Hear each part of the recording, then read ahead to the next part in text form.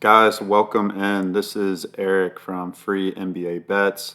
This is episode 0. This is the first podcast episode of this channel. I'm really excited. I am going to make a daily NBA betting podcast going over all the lines for every game. I did really well last year.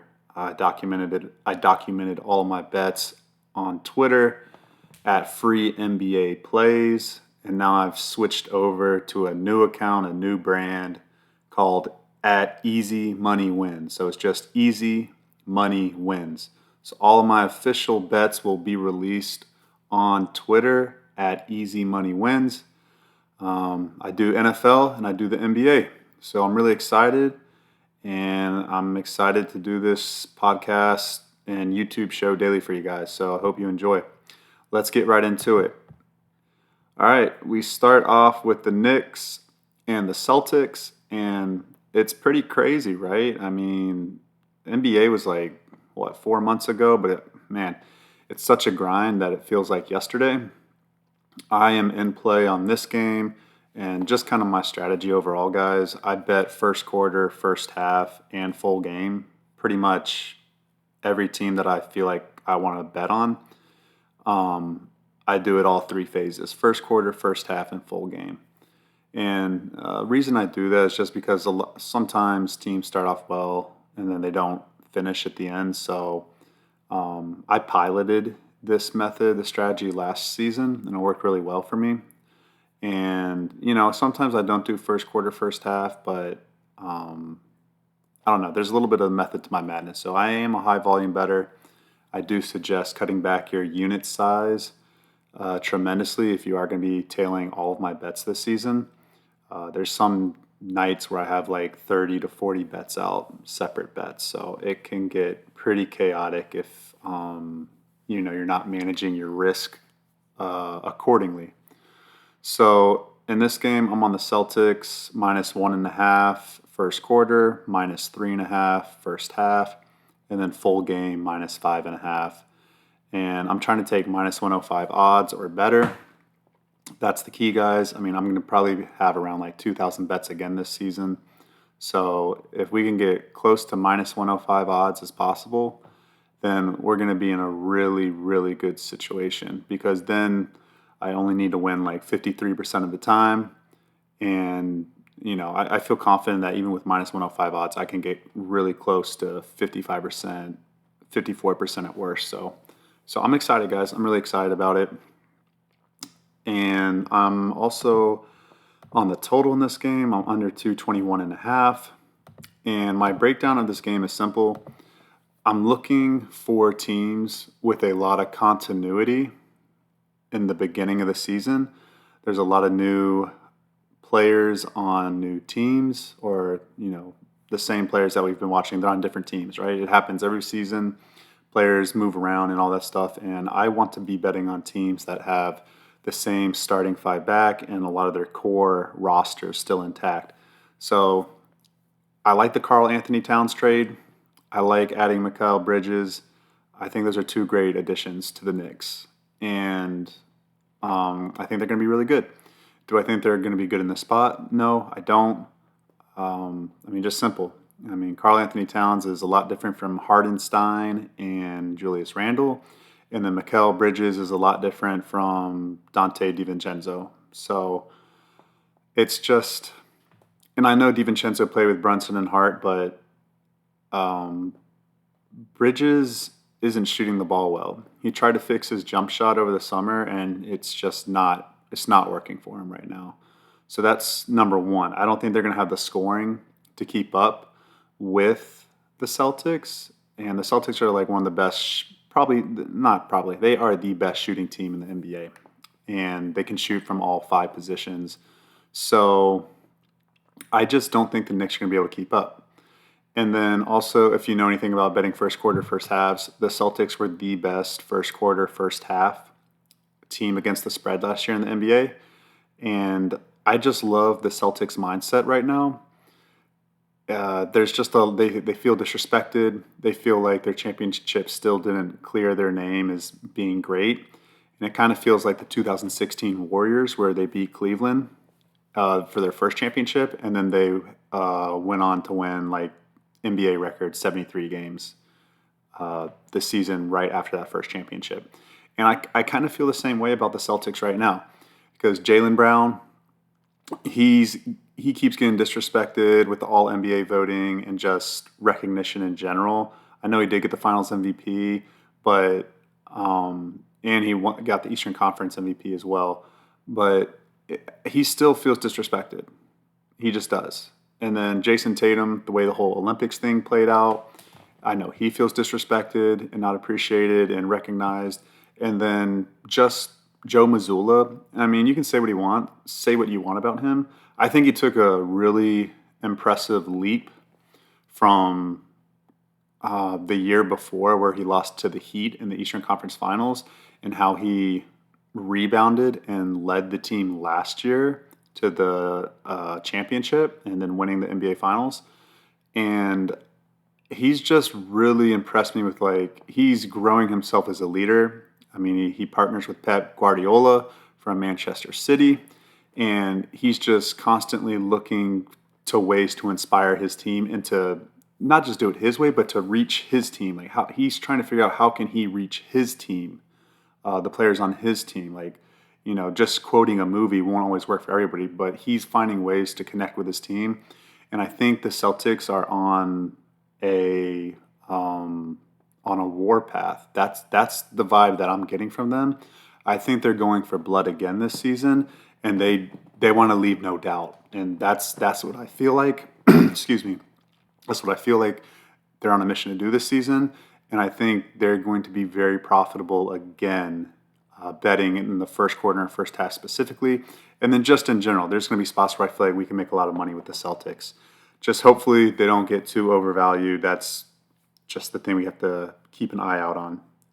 But yeah, Knicks, just a lot. There's too much newness.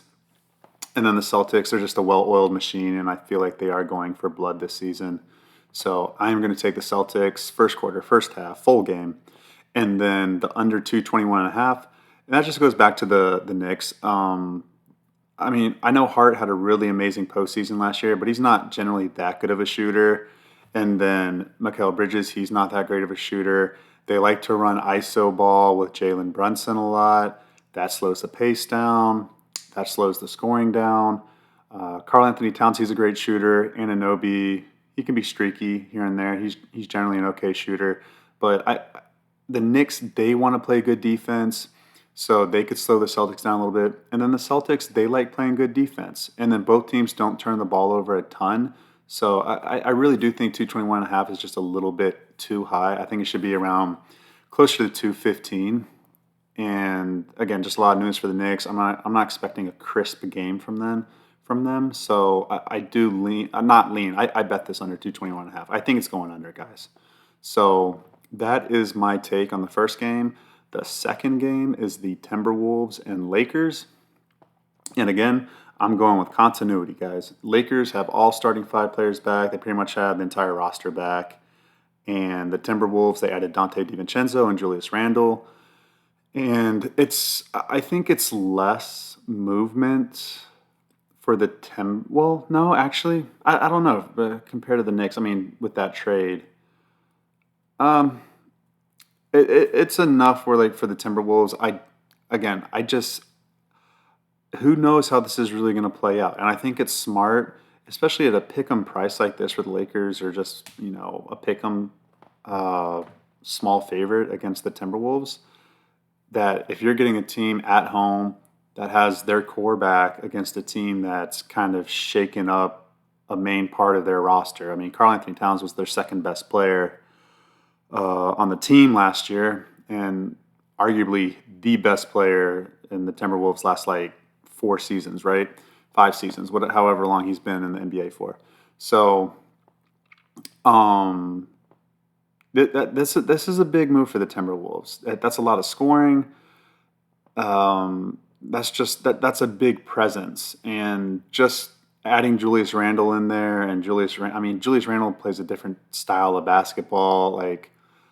I don't think it's smart putting your money on the Timberwolves, guys. I just don't. I think the Lakers have a really good chance, just odds wise. Like we just need the Lakers to win this 54 times out of 100. I think they definitely win this 54 times out of 100. I think there's a lot of energy with JJ Redick's first start. I mean, first game as a head coach. I think that plays a part. I think the whole Bronny thing plays a part. Now, again, I don't want that to be too big of a distraction tomorrow. I want the Lakers to be focused on playing and winning the basketball game. But again, I see the Lakers coming out. There's a lot of energy in the building. First game of the season, Darvin Ham's out, JJ Redick's in. The core players are back. They know how to play with each other. The Timberwolves, a different roster, trying to fill out the whole Karl-Anthony Towns. How's it space the floor? When do they, play off of him and all that stuff? Is timing going to be perfect? I don't know. And again, if timing's off just a little bit, that's enough of an advantage where I think the Lakers take advantage of that and they win the game. So that's just my thoughts on these two games, guys. Sorry, the total is 223. It's so hard betting totals with the Lakers because when they care, they play good defense. But if they don't and they're just being lackadaisical, then they play bad defense and the totals go over like 240 like it's nobody's business. So I I lean under. I'm not gonna get there with that total though. Just because again the whole newness with Karl-Anthony Towns. I need to see how the Timberwolves respond. That and I believe the Timberwolves play on Wednesday too. I think this is the first of a back-to-back. They're in Sacramento tomorrow, I believe. I have to check that. I think they're the only team out of these four teams that are playing on Wednesday as well. So uh, that's these two games, guys. And then I'll just talk quickly about the NBA season and everything, what I'm trying to accomplish with this podcast and YouTube show and all that stuff. Um, basically, bottom line is I've done really well in the NBA. It's all been publicly documented at my former Twitter page at Free NBA Plays. And then I have my Google Doc. It's all documented. And I just want to help people. I want to help people win money and doing sports betting the right way. There's no parlays. I don't do parlays. I don't do teasers. That's how you lose your money. I'm trying to bet good odds of minus 110 or better, ideally around minus 105 or even money as much as possible. And if I can keep it around there, then I know I have a really, really great shot of winning a lot of money this season. And I won a lot of money last year, and I keep learning. I've had three. I got into betting the NBA consistently 3 seasons ago, and I've had a winning season every year. So I really know these teams really well, and I'm very confident. I'm very confident in my process, and I feel confident that I'm going to make a lot of money this year again, guys. And I'm excited to teach you guys what I know, and then just go over all the games every day, and yeah, just go from there. So follow me on Twitter at Easy Money Wins with the S at the end. And that's where I'll release all of my bets at. And you can comment, like, subscribe, all that stuff. I really do appreciate that.